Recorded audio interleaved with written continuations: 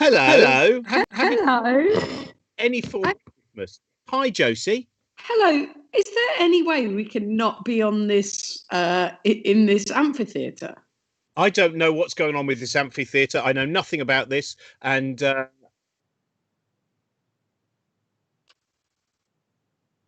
God.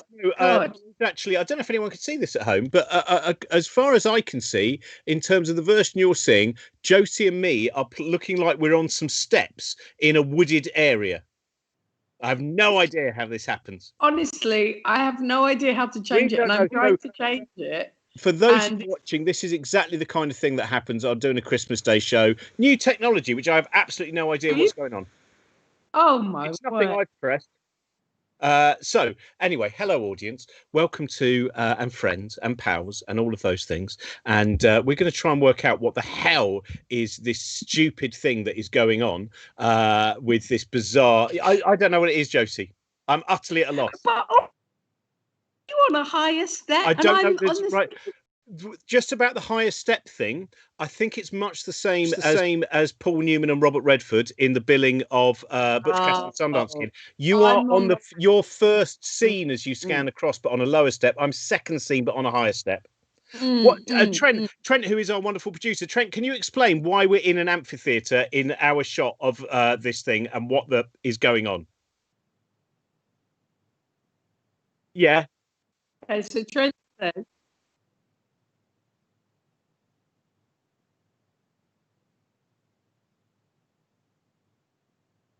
Right, so Trent's explaining everything to us. This is a fun thing that Skype have done for us. Thanks, Skype! It's really fun!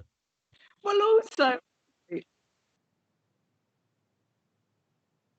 it does not say together mode on my one. Don't worry about it. Anyway, Josie, you keep going while I find out what the hell's going on, and I'm going to try and get all of this changed.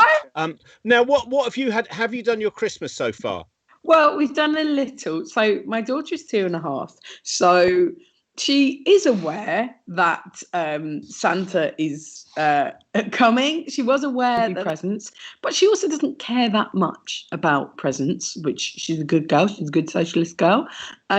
So she's unwrapped a doll's house, and that was enough. And the rest might as well have not been here.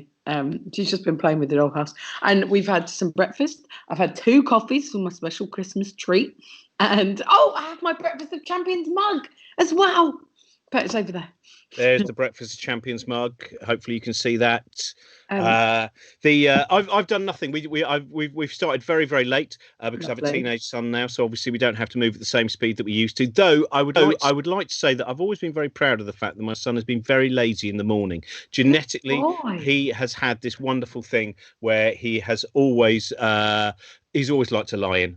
And I think that is only going to increase. Now, we were going to talk about our favourite Christmas presents. What are some of your... Because I was thinking one of my favourites when I was about 9 was the Young Birdwatcher's Handbook. Oh, so excited.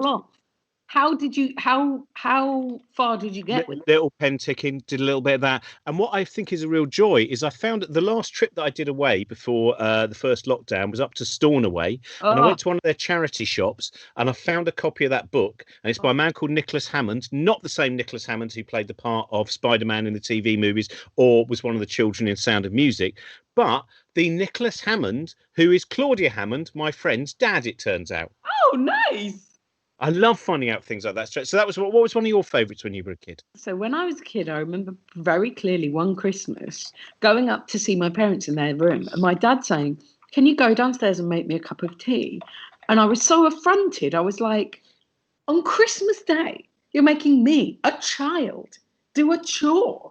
On Christmas Day, I felt very spoiled, but I was like, what? I have to go downstairs, the youngest child. Anyway, I went downstairs. And there was a bike in the kitchen. There was a bike. I mean, it was. And you had to take the bike up to him as well. and I couldn't even make the tea. The bike was in the. It was so exciting, and it was such a brilliant surprise. Obviously, I had no idea, and the bike was called Topaz. Oh my! Oh. It was one of the Alfred Hitchcock themed bicycles, of course. I unfortunately had the Vertigo bike, which was terrifying. Well, I was like, only went in one direction, north by northwest. Yay! This is the kind of, even at Christmas we can improvise around some of the Topaz, one of the more obscure Hitchcock films. This is another of my favourites. I got this when I was I think 11. This is the Encyclopedia of Witchcraft and Demonology that my sister gave me. You were younger than your son is now when you received that book about demonology, and I feel as if one wouldn't give it to a 13-year-old now. We see this is one of the problems that I have, which is very often when it's brought up with him saying, "Oh, I'd like to see this film," I go, "Yeah, no, I watched that," and my wife goes, "No, what? Why? No, but we all watch. Stop saying that because we've not grown up to be a mentally healthy generation. A lot of the things that we were allowed to see, a lot of the dystopian TV series, etc., and watching films about rabies have not really made." And I go, "Oh, okay. Are you sure he doesn't want to read?" No, he doesn't even want to read your book of witchcraft and demonology. Helen said that she misread it as witchcraft and dermatology. Now, that is actually, if you've ever seen some of the naked witchcraft documentaries made in the early 70s, actually there are a lot of dermatological issues. So that is that's a nice mix there. Dennis Potter. They're fraught with dermatological. If you ever see a witch or a ghoul, the first things you'll notice. Now should we have our first guest, because we've got to be done by 11. Yeah. Trent's got a very busy social calendar today. Well, listen, it's Christmas Day. He's got to be zooming all around the globe. Oh yeah, there's a lot of shows, and you've got another. You're involved in another show, aren't you? Later on today. Johnny's doing another show later on today, and I'm going to be playing with my daughter with her new toys whilst he does that. And then we'll just be prepping the veg, just prepping the veg, getting everything ready. What do you have for Christmas? Because you're vegetarian. What do you eat? It's nut roast and all of the normals. Because I think in the end it doesn't matter, because my sister, when I have Christmas there, she's always very worried that all I'm going to have is the trimmings. But if you look at the size of the trimmings meal, that's still quite a lot of meals, isn't it? That's fine. I mean, yes. Were you to eliminate? Oh yeah. Were you to eliminate? Hello. Hopefully we're in now, because we can see things that you can't see yet. That's not some kind of prescience, by the way, some kind of power that we have. We literally mean that we see a different version of Skype to you at home. I hope you're right. And if you've got messages, one of the reasons we decided to do this was just that we started to notice after the 25-hour show that we did, we just saw all these lovely kind of the communication that was going on amongst people on YouTube throughout the night, and some of whom stayed up for the whole which was fantastic, all 25 hours of it. And that's one of the reasons we decided to do this, was we did notice that lots of people I know today are not in the normal situations they would be in, and may well be on their own, or looking after someone who's ill or something like that. And so we all thought it would be a nice thing that everyone could communicate a little bit in some way. So I hope. And our wonderful first guest is Pippa Evans, and I hope you can see her already. Merry Christmas! Merry Christmas! I literally can't tell if anyone can see me or not, so I was doing like a pose, like a mannequin. Like, hello, I'm ready for camera. There's a screensaver or something. Robin, I was really excited by that witchcraft book. So my mum had that book, and we used to go through it because of all the naked ladies. And we'd be like, "Oh, naked ladies dancing in a circle," like in Life of Brian. When Mary comes out and she protects Brian. We used to freeze it there, so pause it there. And we'd also freeze on Graham Chapman's nether regions. We're basically obsessed with it. Politician, didn't she? As far as I know. Did she? Yeah. She sounds like a good person. Here we go. Right. Okay. Warning: naked ladies. Listen. It's great about these books, because there are always, in any of the 1970s witchcraft books, and I have many dotted around my strange loft lair, they had lots of, not lots, there were 3 or 4 nude pictures, which would be enough, which is why many men wouldn't buy them in a shop. They'd have to buy the books from a book club and receive them by post. But I think what is good about them is they're all people who have bodies of some normality. Like something that you wouldn't get in whatever, I suppose Loaded doesn't exist anymore. You certainly wouldn't have a middle-aged naked woman doing various different witchcraft rites who has a middle-aged woman's body and things like that. They're wearing like a tiny little sexy witch's hat, and it'd be like when my witch's hat and a hairband, and be like, I'm a witch running around. Yeah, a lot of it has to be said. There is a certain level where somewhere I've got a witchcraft documentary, which apparently is about a young woman joining a sect in the early 1970s, the Notting Hill sect of witchcraft. And throughout the film, you think, I don't think you really are a witch. I think you do a lot of modelling work. And someone said, can you pretend you'd like to be a witch somewhere on the District line? Well, there's quite a few on the BBC, on the BBC Three. There's a lot of documentaries about young witches. And a bit of me is like, I feel like you're too young to be a witch already. I feel like you're a training witch. But then what if these people are, receiving knowledge from past witches? That's true. We don't know, but it felt very Instagrammy. But then I feel like, am I just getting old that I'm now the person going, these young people, they don't know what they're talking about. Yeah. They don't even have to be witches anymore. They're not witches like we used to be witches. Yeah, let me tell you about the black arts in the 1960s. It was a very different scene. Awful hairy man.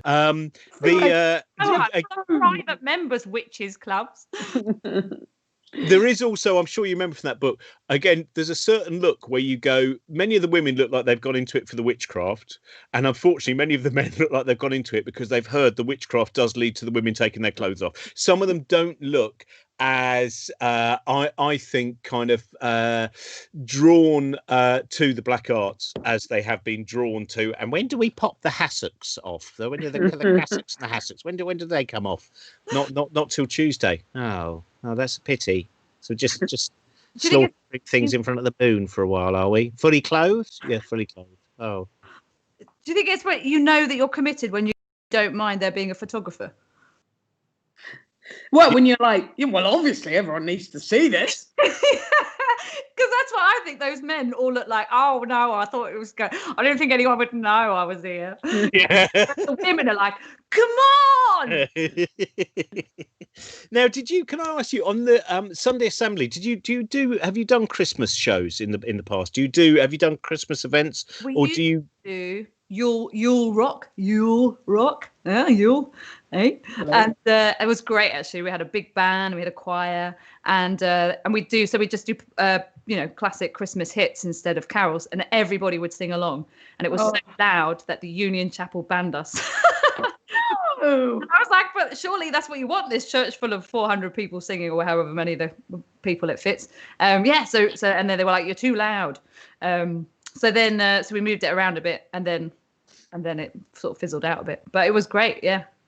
That does sound very much like how you would imagine the Anglican churches generally. Now, during our last Sunday worship, a lot of people were worshipping our Lord very loudly, and he was slightly disturbed by just how noisy it is. So if you could worship in a slightly quieter way, slightly quieter these emotions, dampen them down as one would put a little hat over a candle, a bushel. Please hide your emotions under a bushel. If you want to raise your hand to the Lord, it's not too high, just small jazz hands. Don't bother the Lord in heaven. Just give him away from down here. Very tired. He's had a long week. You're going to sing something for us today, I believe. I feel like I'm, did you have to do a turn for Grandma? I used to have to do it. It feels like that. Of course, we've imagined Grandma naked in some kind of witches ceremony, unfortunately. So it's becoming a very vivid view. A turn for Grandma. We used to have to sing a song for Grandma.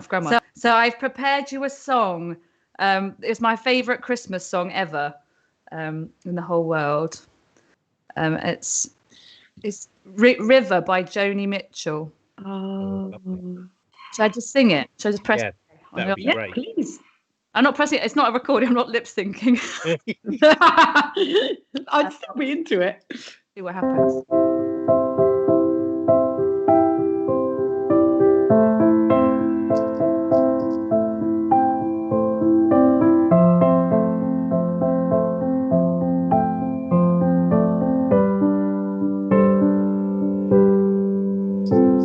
It's coming on Christmas, they're cutting down trees, putting up reindeer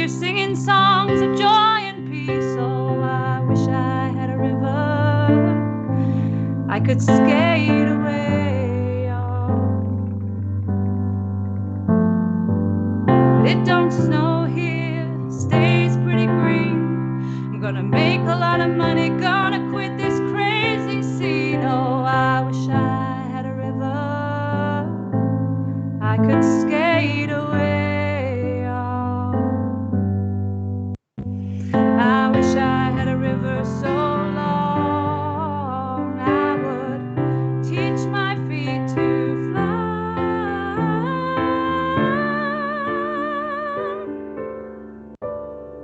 I wish I had a river I could skate away on. I made my baby cry.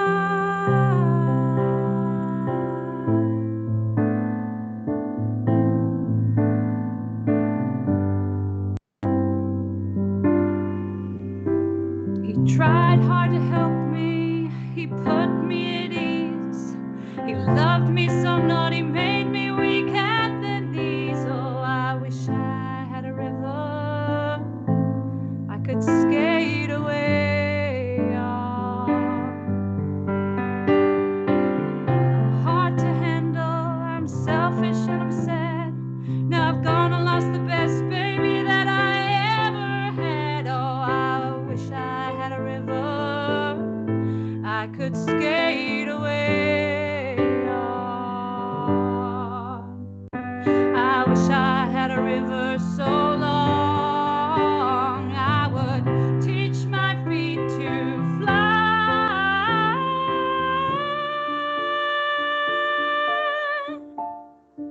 I wish I had a river I could skate away on.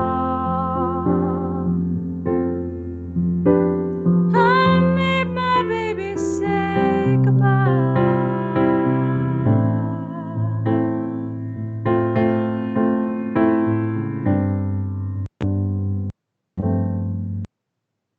It's coming on Christmas, they're cutting down trees, putting up reindeer, singing songs of joy and peace. Oh, I wish I had a river I could skate away on.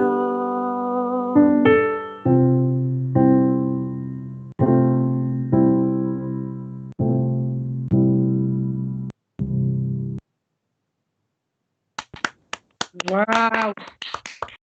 I sometimes forget how good you are. I mean, because you're always so good at comedic singing is still incredible singing, but you almost forget sometimes the brilliance of it, and that was absolutely fantastic.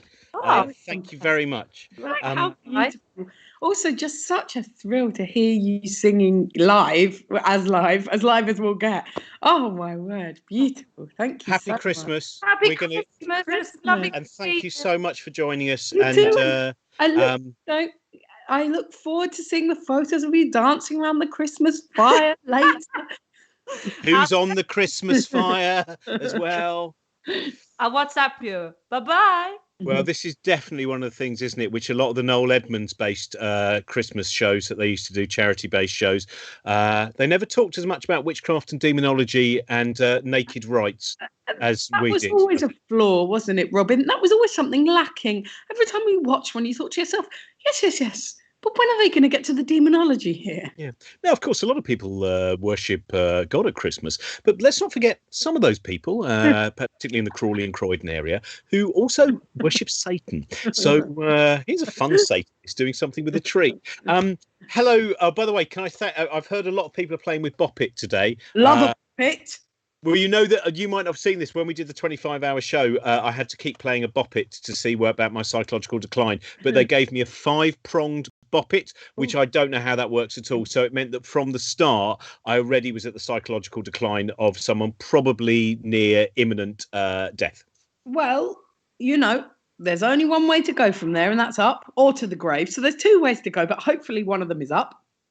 I like Bop It because I now realise because it tells you what to do, often with physical consequences, and there's lots of peril So my brain is like, yes, please. I've got to do it. Well, if we've got time, there will be more Bop It. Don't you worry. But now it's lovely to have someone joining us who's opened his crackers early, especially for us. He's already got the paper hat on. Hello, Adam. How are you? I'm all right. Happy Christmas. Nice to see you all. It is lovely to see that, as usual, you're celebrating Winter's Tale by being able to exit pursued by a bear at any point. Absolutely. Although the bear, it's a fake bear, but the puppy thinks it's a real bear and tries to kill it. What type of puppy do you have, please? An Airedale Terrier, which are quite a large terrier, and she's an absolute wretch. And for example, this morning she shat all over the kitchen. I think it's revenge. If she does more of that, I'm going to have to stop feeding her that pound of butter every evening. That was, of course, the year before you got the bicycle, when your dad sent you down, Josie, wasn't it? Could you pop down to the kitchen? And it turned out he'd shout all over the kitchen for Christmas. Again, we're keeping with the Christmas theme, straight from witchcraft and demonology into excremental. That's still my favourite thing. Michael went round to his house, and I'd never met his dog Jerk, who he ended up writing a show about. And he kept saying how fierce Jerk was, and then he opened the door and just went, "Oh no!" And unfortunately, Jerk had a terrible attack of diarrhea, and 3 rolls enough. Anyway, happy Christmas, everyone. Still, this is the moment a doctor on, it gets proctological. It's ridiculous. I am a little concerned. Seems to be coming on my screen. Trent, is there any issue, or is it just to do with me? It's okay. Thank you, Adam. We should ask. I hope it's okay to ask this, because I know you've written about these things before, and I don't need to. But obviously, when you're a doctor, Christmas is, and there are people out there. I know my niece, who's a nurse, is working today. Hello, Francesca. That. What is it like in a? I mean, I remember it a little bit because my son was born on the 23rd of December, so I kind of popped in on Christmas. But what is it like to be working in a hospital on Christmas Day, where I suppose there's expectations of the patients as well, and expectations of you? Are there things you can't really entirely shun? Yeah, I worked in obstetrics and gynecology, so mostly on labour ward, and labouring mums don't really have the option of seeing it a little settle down for a couple of days, and so it never stops. Babies come out as much on the 25th of December as the 28th of December. So other parts of the hospital, you obviously don't do so much. You don't do so much planned work. You wouldn't plan to do someone's hip replacement, on the 25th if you can avoid it. It's generally a nice atmosphere. There's quality street everywhere, which is something. Shall I read you out? I've got a book of like stories I wrote at Christmas in hospital. I could read you out. So this is from the 26th of December 2004. Full marks to the anaesthetist wearing a badge that says he sees you when you're sleeping, he knows when you're awake.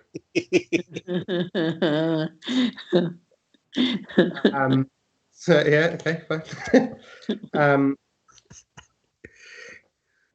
But it's not all happy. This is from Christmas Day. So here it is. Merry Christmas. Everybody's having fun somewhere else. Santa might be putting his feet up after a long night, but the Grim Reaper never gets the day off. And so I find myself sitting in a side room with a distressed family, having the chat about Granny. Oh, God. Then you know the punchline before I can start the story. A doctor's never going to summon an extended family on Christmas Day to tell them they've won 50 grand on a scratch card. Granny but by E. coli bacteria in her bloodstream to the tune of several billion to 1, and there's now only one way this can end. There must be more you can try, begs a distraught son. Honestly, if there was, I'd have already tried it to avoid discussions like this. Bad news is never easy to hear, but it's never easy to deliver either. Her organs have started to fail, and despite fluids and antibiotics, hoping to show empathy through my body language, I lean in to say all we can now do is keep her comfortable and concentrate on her dignity. As I do so, I inadvertently lean on my tie. It's a seasonal tie. Underneath Rudolph's red nose, and now crucially underneath the pressure of my elbow, is a button that activates a tinny speaker to blast out a MIDI rendition of Jingle Bells. I turn red, apologise, and jab at my abdomen, but all I succeed in doing is restarting the fucking tune. After half a dozen failed attempts to silence it over the course of what feels like 15 or 16 years, I run outside and hurl the tie into the nursing station bin. As I head back into the room to add to my apologies, one of the daughters is in the middle of an uncontrollable laughing fit and everyone else is smiling. Maybe there is an easier way to deliver bad news after all. See, that's lovely, because that is like it's the bum no organ at the end of a funeral. You know, those bits which you take, and of course, as you mentioned there, this is, you know, one of the harder things with Christmas, with as the older we get, is because it is such a big family celebration, it becomes attached to so many people's memories. And I realise that for many people watching, like, you know, I try and remember I always remember my mum would be tremendously bleak sometimes when she was trying to be jolly. I remember one Christmas we were all together and she went, well, let's have a lovely Christmas because it may well be the last time we're all together. And you go, oh my God. Suddenly we'll have a lovely Christmas, and now we're looking around the table like an Agatha Christie mystery going, who's going next? My grandma, for about 3 years, would really say every time I saw her, well, you know, this is probably the last time I'll see you. And like, in some ways, I think getting that in early really sort of warms you up to it, so that you just get used to them saying that. But yeah, it's a real downer, isn't it? Getting that, it's too much. Yeah, I remember my grandmother, who had lots of chaotic Christmases, but my fond memory of being told, pull a cracker with your grandmother, and I pulled her off the chair and she broke her wrist and had to go to Watford General. So that's always one of the happy memories that we have. And then the last Christmas, when my brother-in-law was alive, we had to look after a friend's dachshund, and the dachshund disappeared for 4 days. So we, you know, the bit, we were having a great Christmas day, and then someone went, "Where's the dachshund?" And then that Christmas day became, "We've killed someone's dog. The dog's disappeared." What was the name? I want the dog to be called something like Snowy or. But what was nice was it then went in a sad way. But when later that year I did have to do the eulogy at my brother-in-law's funeral, and knowing that the person who owned the dog, because we eventually found the dog, it was just an annoying dog that had disappeared, and being able to say, and then we had the most wonderful Christmas this year. Until, of course, Jackie's dog went missing, which really did rather ruin what would have been there. But just went on and on, just so I could feel the warmth of her blushes as it filled St. Michael's Church. Adam, what are you doing today? What are you up to? Well, we're having a quiet one. It's me and my husband and the dog and a big load of dog shit. And festive. So, festive. Yeah, just the traditional way. It made me think that the last Christmas I spent. This is a nice story. The last Christmas that I spent with my grandmother. A long time ago. It was the first time she was going to meet my then boyfriend, James, before we got married. And my mum said that's probably a weird thing to spring on her if she just arrives at the house. Why don't you drive and pick her up and then have the, oh, I'm gay and here's my. It's just like, it's sort of not. She's not one of the first in line for coming out, and so I delayed it quite a long time. So I picked her up and we were driving from where she lived in Kingston down to my parents. And I said, oh, by the way, my new partner is going to be at Christmas, and he's a guy called James. And she turned absolutely white and silent, and I was like, oh no, oh dear. And then she said, I haven't got him a present. What, can we stop anywhere and get something? Oh. So, anyway. That's my grandmother's story. Anyway, I better go. And this is probably the last time I'll ever see either of you. So have a very, very happy Christmas. The last time we'll be together, so enjoy it, Adam. Please make the most of it. Yeah, thank you so much. I was just going to mention, because I mentioned it was my son's birthday 2 days ago, and he had a lovely cake with a big rainbow on it. And immediately he went, oh, brilliant. This will get loads on Reddit if I say this is a great coming out cake for Christmas. Because he said that's one of the angles you get loads. I love the way that the total understanding of media. Remove the Bill and Ted bit and then. Thank you very much. Very happy Christmas, Adam. Have a lovely Christmas. Lovely to see you both. Thanks for joining. See you later. Now, hopefully, we're going to remember who's next. You must have another. I was trying to think of this. Is another of my favourite. I showed this very early on at Show and Tell when we were doing Stay at Home Festival back in my laptop April. And can I also say, by the way, to everyone, just as usual, I think there's probably a donations thing on here, and much like the other Stay at Home Festival, we'll get together some money for some of the acts and people like that who've not got work. But of course, please happily watch for free as well. But just so you know.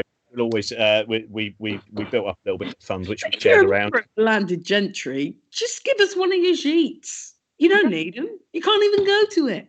Give us a sheet. Honestly, my big campaign for 2021 is to be gifted a sheet. What is a sheet? I don't even know what a sheet is. It's like a little rustic farmhouse that you can go and have a little holiday in, Robin. Oh, imagine if you become a two homo. Oh, that would change everything, wouldn't it? I was like, no, I don't want the sheet. But I would like access to a sheet. No. Right. So there we go. So if any of you, if you want to give £1 or two to we've got, or if you've got access to a rustic home that Josie can use, that would be lovely as well. I was just going to quickly show another of my, as I said, I showed this in early Show and Tell, but one of my favourite Christmas presents was this. It was, if you can see that, I don't know if the angle's right. That's it's the framed letter I received from Boris Karloff's widow when I wrote to her when I was about 12 years old, and the signed thing. And that was one of those things that after my mum died, and you start digging around, and I had not known this, we'd always gone, whatever happened to that? And it was of course in one of the many drawers collected with buttons that might be needed in an emergency in the late 1960s, various pieces of thread, old driving licenses, whatever. That was found, and my dad had that framed, the Boris Karloff letter. We are joined now by the Nativity. We're doing a Nativity scene, obviously, and today's Nativity scene is from Jim, Suzi, and Elliot. Hello. Hello. Hey. Is he asleep? Which is good for a bit. gives you some relative time off. What age is he now? Sorry to only ask about him. I fully appreciate you're both. Oh, sorry, the sound cut out. He'll be 6 months on Sunday. Oh, guys, he's so tiny and new. If any of you watched the 25-hour show, you'll know there was a very beautiful piece, which was Suzi, who does a wonderful podcast called Say Why to Drugs, which is a book as well. And she presented a 10-minute piece about understanding nitrous oxide from an evidence-based perspective while holding a baby in front of a Christmas tree. And never has a drugs talk felt as Christmassy, and I know there's lots of kind of needles jokes there and whatever, but we're not going to go there. So it was a lovely thing. Excellent. Well, he's twice as old as he was when I filmed that now. That's so wild. If he keeps getting exponentially older, he'll be 1,000 years by January. So I like that you've got Elvis behind you, and I know that a lot of TV channels, that's one of the new angles now. It always used to be just showing sitcom movies, Love Thy Neighbour, Lightly Lads movie. Now there's about 3 different channels which are making it a very Elvis Christmas. In fact, I've got an Elvis up there as well. So will you be watching Viva Las Vegas as a Christmas treat today? It was Elvis night on BBC 4 last night, wasn't it? So was it BBC 4? I know Channel 5 are doing one. Okay, it was on BBC 4 last night, along with a documentary about his Vegas years. So I couldn't hear it over a screaming baby, but it did. It was on. Very odd relationship with Elvis films, because Elvis films are how I learnt about death. Because when I was about 4 or 5, maybe a little younger, we were watching a film with Elvis, young Elvis in Hawaii. Like, I don't know which film that is, but beautiful young Hawaii. Could be Paradise Hawaiian style, perhaps? It sounds like it fits the bill. So we're watching Paradise Hawaiian style, and me and my sister just love Elvis and are desperate to see him. And I must have been 3, I don't know, saying, Mummy, when can we see Elvis? He's right there on the television. When can we meet Elvis? And my mum saying, oh no, so Elvis isn't here anymore. Elvis is dead. I'm like, what are you talking about, Mummy? He's right there. He's a young man. Yes, but this film is very old. That's and just me being like, what the fuck? Like, just everything, learning everything about the nature of the world in about 5 minutes, due to my mum just kind of being like, he's dead. This is old. He's not a young man. He's dead. Brutal. People's souls are trapped by celluloid. And we should because obviously we're overrunning, not as bad as Mark Thomas last night, 2 hours, ridiculous. Which was a fantastic night, by the way. It is online. Loads of different comedians, including Josie and David Baddiel and lots of other people as well. There was some really wonderful guests, and Ian Rankin choosing their favourite Christmas songs, and that's online, and that was for the Trussell Trust and also for the Samaritans as well. So, Jim, which Elvis song will we be hearing from you today? Well, I thought I'd reuse the song from the 25-hour show, if that's all right by you. That would be a delight. So I'm just going to move this round. It might do an accompaniment. Yeah, I'm going to fade him out. I think that's what people want, though. What are we used to at Christmas? It's like it's not a wedding, is it? Unless there's at least one child mewling throughout. It's true. Yeah. So I'll sing you this song. So I tried to write a sort of hopeful song after a year of writing frustrated, angry ones. So this is called The Brightest Song.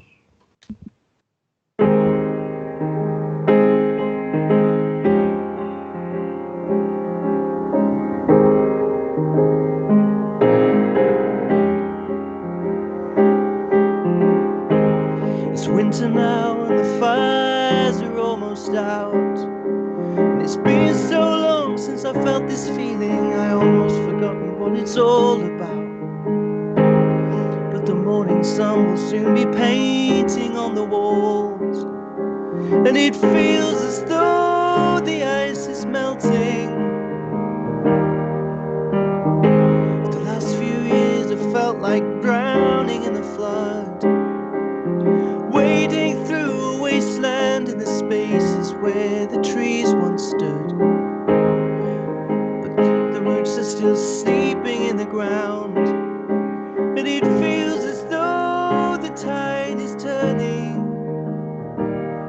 That year was long, we did our best, and now we'll lay our heads to rest in the darkest hour before the dawn. It's when we'll sing the brightest song.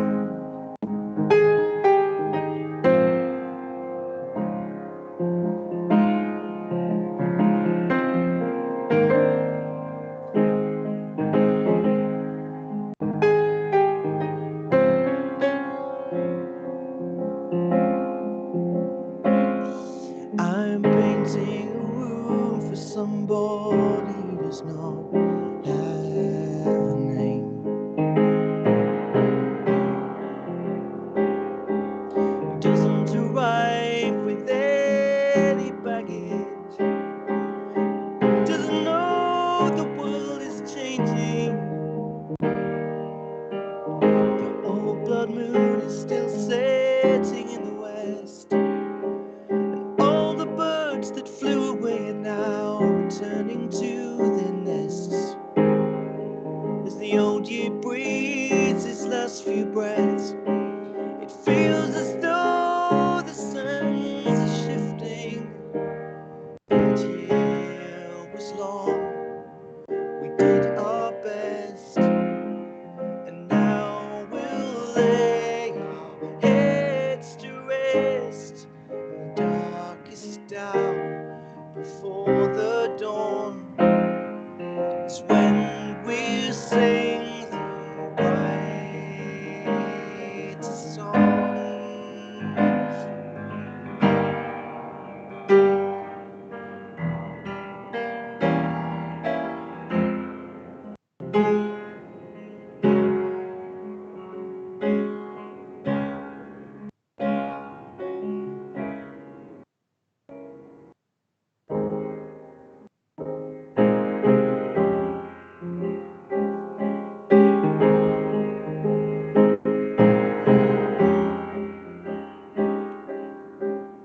It's winter now, and the fires are almost out.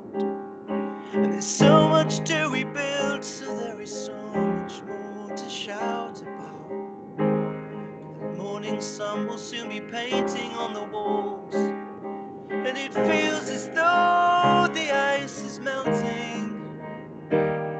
That year was long, we did our best, and now we'll lay our heads to rest in the darkest hour before the dawn is when we'll sing the greatest song.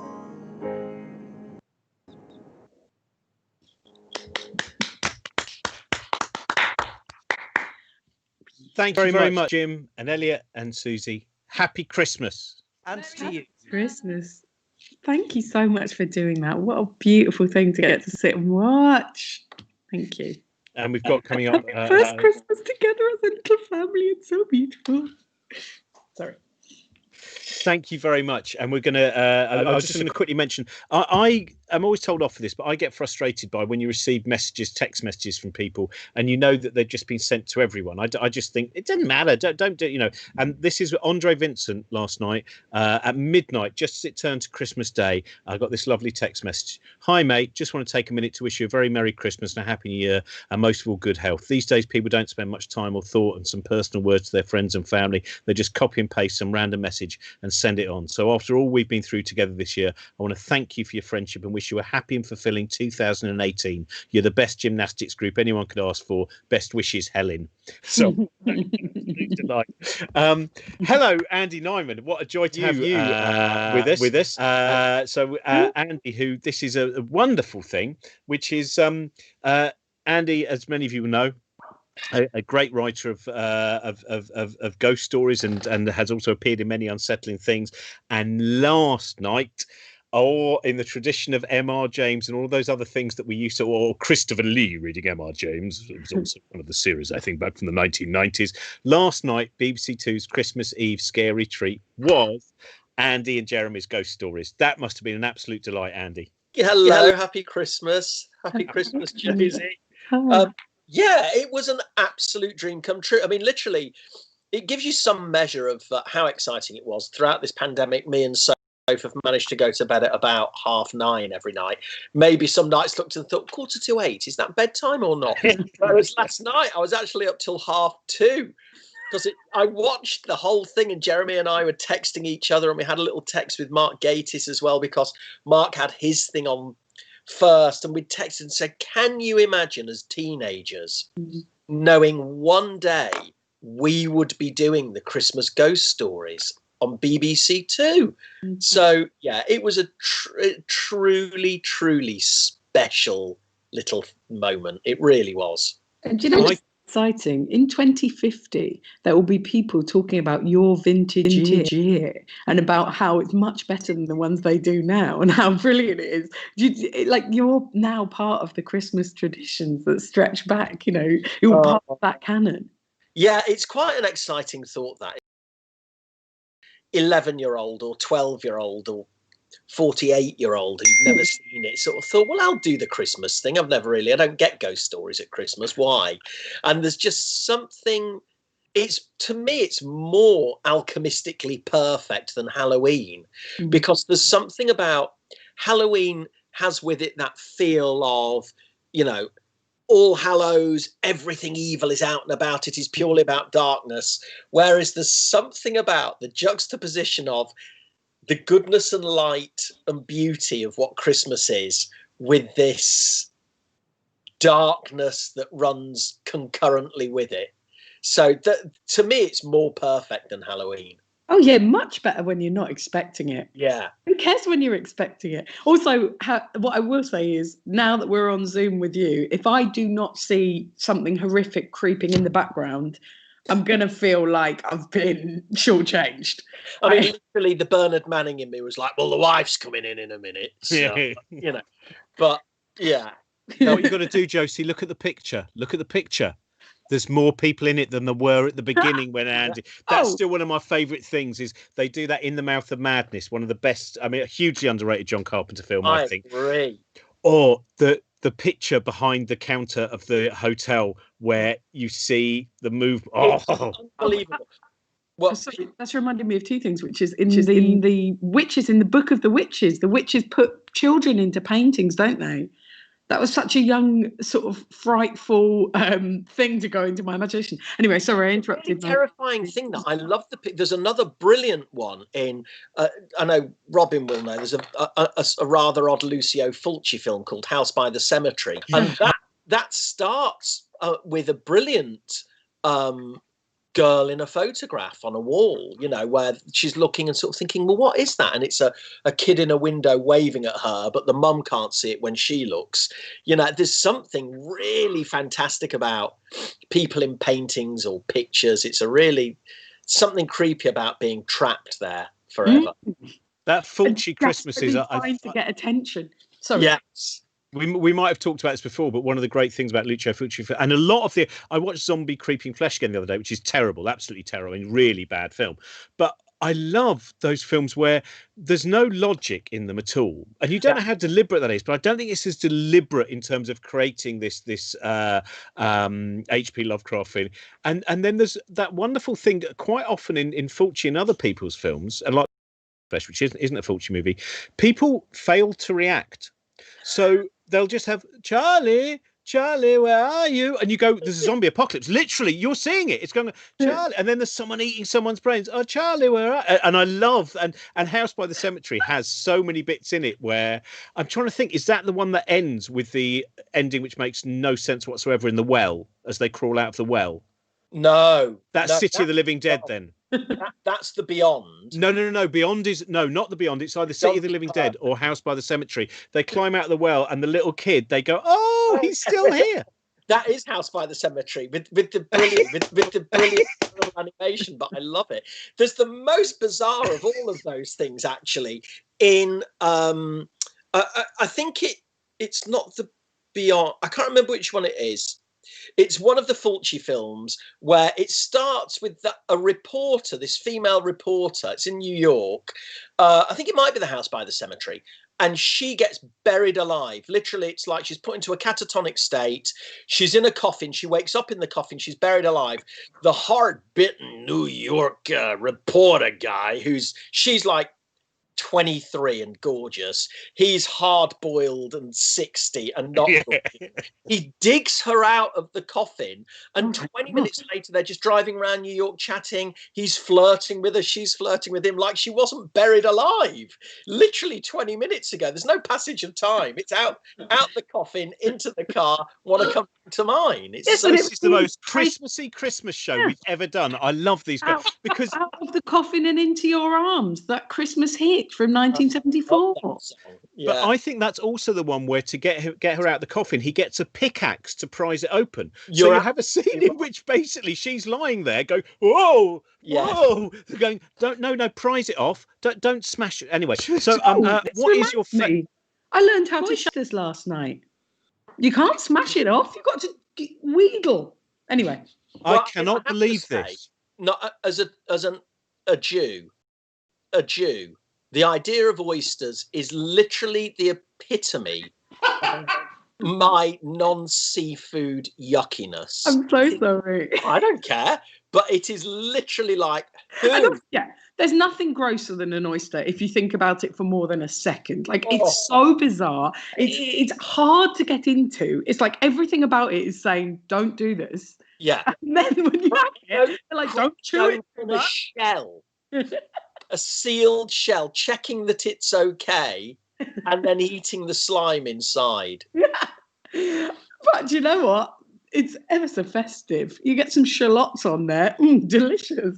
Anyway, I've derailed the conversation just to. Can I just say that I'm not, people watching know that you're in a different room now, that, for most of the Stay at Home Festival, Josie was in a very, very small kind of little flat. She's moved to a bigger place. And literally the moment she's moved to a bigger place, she wants a gîte. She's eating oysters. It's a really interesting thing to say. I got them. Having a spare bedroom has changed you. I got them from a woman who was selling them off the back of a van straight down from Oban. Like, it wasn't. I didn't get them from Fortnum and Mason. Oh my God! So you bought oysters off the back of the van? I wouldn't buy speakers off the back of a van. Of course, you're not going to buy a speaker and oyster. That's fine. Wow. Hello, I'm just selling prawns from this drain. Would you like to buy some prawns from this drain? Again, don't prawns live in a drain? Isn't that what seafood is? Bottom feeding filth. I mean, seafood is of the sea. We have to acknowledge that if we were to see a prawn on land, we would say repulsive, do not touch it. I mean, if I, not that I ever would do the I'm a celeb, literally those eating challenges, if they brought out a Freedom Air, I would be, forget it. Yeah. Please, can you do I'm a Celebrity, get me out of here? Because again, the idea that you'll bring that Lucio Fulci element to it. So right at the end, you're the winner, and you walk out to what you think is Anton Deck, but instead you walk into a strange monochromatic hellscape. Sounds good. Andy, thank you so much for joining us. Well, not talk to Christmas on any iota, so bye-bye. Oh, can I just say, Andy, one thing I was going to mention is that there's slightly sad news for some of the people watching, which is Guy and Smith, who we have both had many, many conversations about. Yes. Guy and Smith sadly died the other day. It was announced yesterday. And so I do hope that sometime in the next week or so, maybe a little bit longer, I'm going to try and, if we could do a little Guy and Smith celebration show. Can you call it Crabs in Heaven now? Well, I was going to say it's hard not to imagine that he sort of stumbled over on a beach and was eaten by crabs. You know. Well, he did. I mean, the last book that he reprinted was Bats Out of Hell, which was because it's all about, if you've read Bats Out of Hell, and I'm sure many of you have, it's all about a bat-led pandemic. And so back in April, he went, we'll be bringing that back out. Wow. That was a very Guy Smith thing to do. Well, to be continued. Happy Christmas, everybody. Andy, lots thank of you love. for joining us. So much for coming. Don't forget to catch up with all Andy's stuff and Mark's that was on last night, obviously on Player. And if you've not seen Ghost Stories yet, the reason I didn't watch it last night is because it is so terrifying. It really is a proper scary movie. I lost count of the amount of times I've rewatched it because I just think it's absolutely fantastic. We are now, in terms of scary things, we're going to have an experiment that could go awry. I've only been given clues about this. It is always a joy to have Helen Czerski with us, who, as you know, is it the 27th or the 28th, Helen, that the Christmas lectures begin? They start on the 28th. I think it's 28th, 29th, 30th. Oh, you're quite quiet, but don't worry. So just shout a little bit. I don't want to. Oh, that's better. No, don't move anything that will affect the experiment. It just...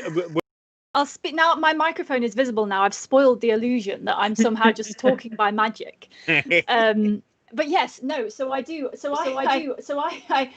For anyone who's had it. So I am not. I have to say, a horror fan. I know that puts me at odds with present company. But if I watch the tiniest bit of a horror movie, I can't sleep for a week. Like really, I have friends who made me watch. Is it 10 Rillington Place? One of those old classic things. I couldn't they had to take me to watch Paddington afterwards to make up for it. Anyway. Oh, so hang on. Can I just check? It wasn't Paddington 2, was it? It was. They made me watch. I made them go and watch Paddington 2 because. But that has that terrifying scene where Paddington falls in the water. Well, it was. I was recovering it. By relatively speaking, it was much easier. So it anyway, walked you back. It walked me back. Yeah. So the point is, there are no coffins and death there. But if you don't like Brazil nuts, this is for you. So I am I'm a vegetarian, mostly vegan. I eat a lot of nuts. But in bags of mixed nuts, I don't like Brazil nuts. And at Christmas, you get these bags of mixed nuts and you get Brazil nuts, right? Here's a Brazil nut. I don't like them. They get piled up at the bottom. And so last week, I found the best thing to do with a Brazil nut. I'm going to show you, and I guarantee you are all going to go searching for Brazil nuts as soon as this finishes. I'm going to set it on fire. But the good thing about this, let me work out how to do this. So here we go.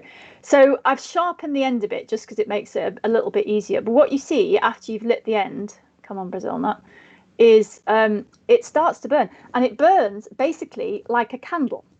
So this will burn for 5 to 10 minutes. Now, it's Christmas. You've got more than one Brazil nut to get rid of. What are you going to do? So I thought what I'm going to do is blow that one out. I'm going to make a Christmas card for you all. So So, and the other thing, because obviously, because I think everyone should play games on Christmas Day, but we need isolated games because everyone's at home with like Brazil nuts. So the other thing I thought I'm going to put it here now, but you'll see what it does in a bit.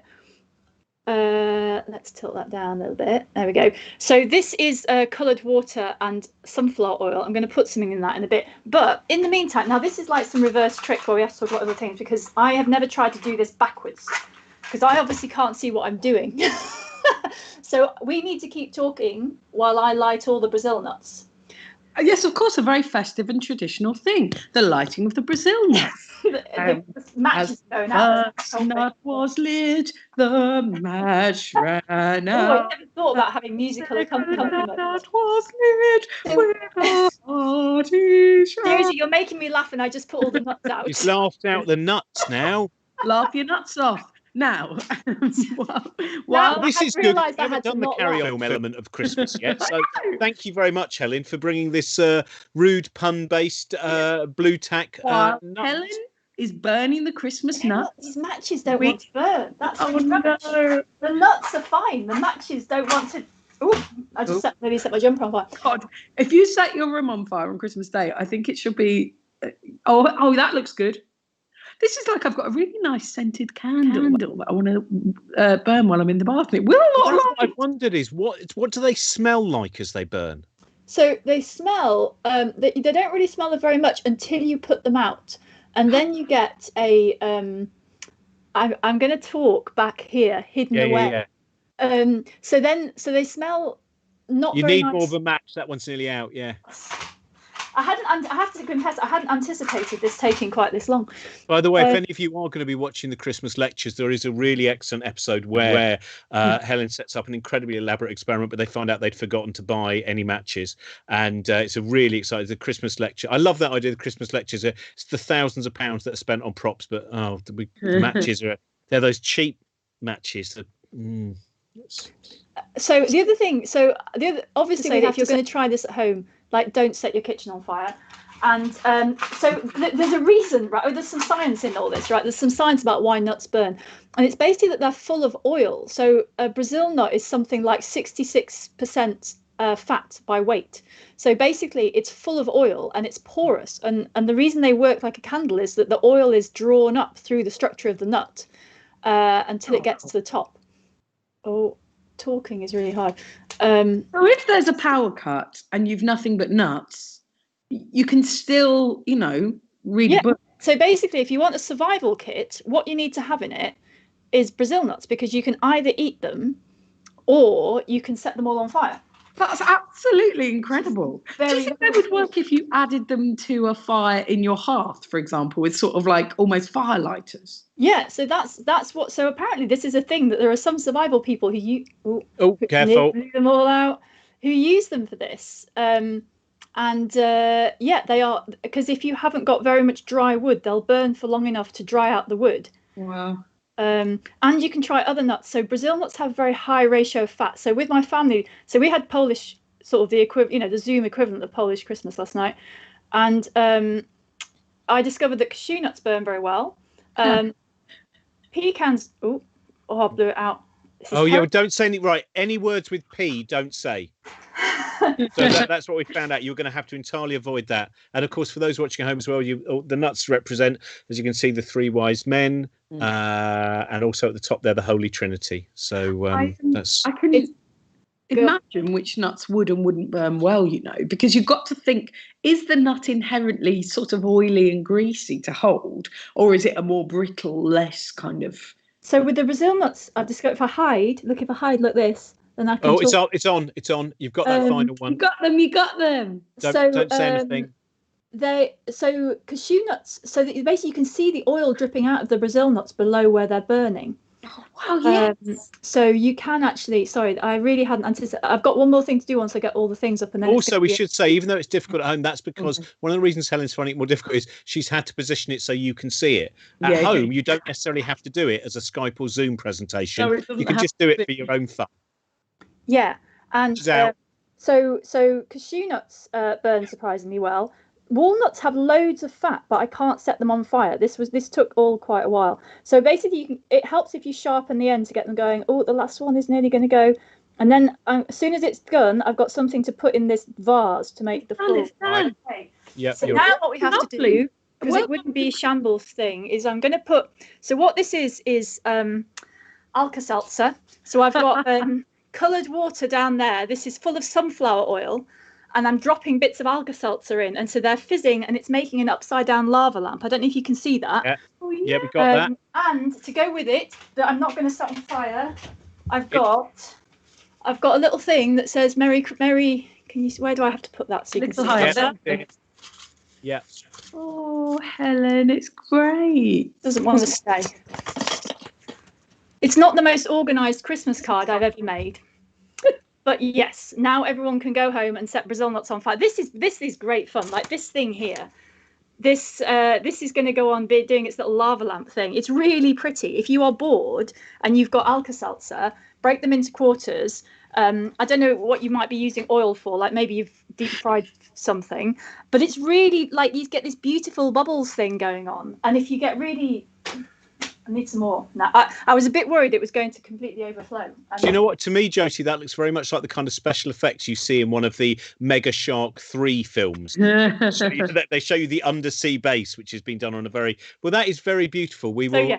So that's because I don't know. I'm sure no one at home is going to be furious when they wake up with a terrible hangover and find out their children have used all their Alka-Seltzer to create upside down lava lamps. I did think when I was buying them yesterday, they probably think I'm going to have a proper party. And no, what I'm actually like nuts and hangover cures. What I'm actually going to do, like all that alcohol I bought for the 24-hour show, that layered cocktail that was completely undrinkable but very pretty, that would have needed all the Alka-Seltzer. So basically, I think the shop across the road thinks I'm some kind of like party addict, and actually I'm just sitting around on my own at home burning nuts. I don't think they do. I think the shop, though, actually, and you may find this a terrible insult, I think they believe you're a chemist.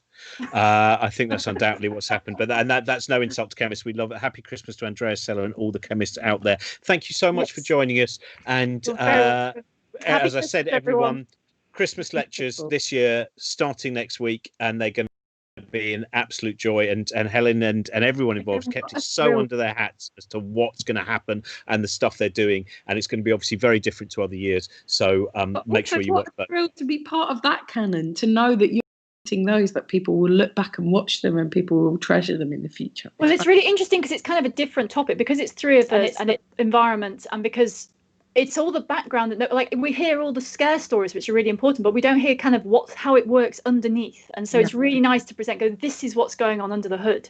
And this will make sense of everything you see. And also, I mean, you were talking about the ocean just now. You're perfectly right. Oysters are the vacuum cleaners of the ocean. And until you shock them, they're just having a bad day. You know, they were fine. You oyster murderer, you. But they're really, the ocean has far more to offer than people think. Anyway, so thanks very much, Helen. That was brilliant. Happy Christmas, and please do use your Brazil nuts safely at home. Yes. You've watched this, so very careful with your Brazil nut. And I've never before had to do a health and safety announcement. They're still burning. Look at this. They're still going. Oh, don't say it like that, because that's like, now what were her last words? They're still burning. Isn't this great? I'll do it. You can watch me. Oh, make a wish. No, open a window quickly. Another murder mystery thriller going on there. Thank you very much. Right. We have our final guest now, because we're overrunning slightly, so we need to get straight on with it. And it is someone who has done nearly all of the 9 Lessons and Carols Christmas shows, and has been doing lots of, as well as has made a Christmas jumper of her own, which is a wonderful thing. You're not in your Christmas jumper of your own making, Grace Petrie. Hello, Petrie. Hello, Ben, as well. Lovely to have Ben. Ben's here as well. Can you hear us? Yeah. Fantastic. Yeah, well, the Christmas jumper is a piece of my own merch, so it has my name on, and even my ego has limits, Robin. To wander around on Christmas Day sporting a jumper that says Grace Petrie is maybe this year it's still a little bit beyond where my narcissism will carry me, but you know, it's growing with every passing year. How are you both? I just never known about the ego limiting nature of the birth of Jesus. That really does seem to. No, well, you're not Catholic, are you, mate? Really good. What are you going to do for us? We were going to do a little song that I wrote about. It sounds quite depressing. I say I wrote it about lockdown, but it's about the better days ahead. Basically, shall we just crack on with it if we're overrunning? I'd just like to have a 10-minute chat with you, Grace. I don't know if you can see. I don't know if the camera goes down enough, but my dog is trying very hard to be in the shot here. So it's possible that he might jump a few times. Yeah, there he goes. Yep. Yep. Stealing the show right to the end of the year. So this song is called Storm to Weather, and it goes like 2, 3, 4.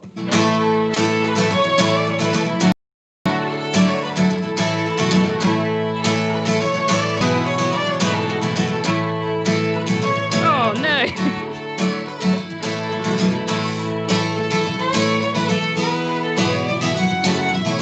Live television, ladies and gentlemen. Could you maybe write that for us, Ben? Batten down the hatches, love, the night is rolling in. The clouds are getting darker and you're scared of what they bring, and you are searching the horizon for some sign, some little spark. Morning that will chase away the dark. Heavy was the winter, love, and what's become of spring? This demon came and got its claws in every little thing. Now there are miles and glass and distance that are keeping me apart from the beating of your strong and steady heart. And if it sinks, my darling, then just fill your lungs and think of when you'll be in my arms again.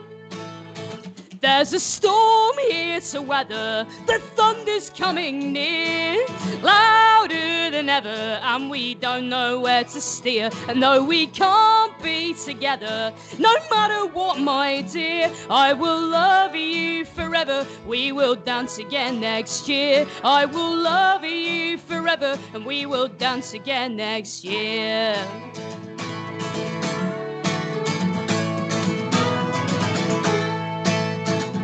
This world is unfamiliar now, it's turned us all around. A sailboat in a hurricane and nothing's bolted down. And whichever way you turn, there is no sanctuary in sight. No path to some safe harbour in the night.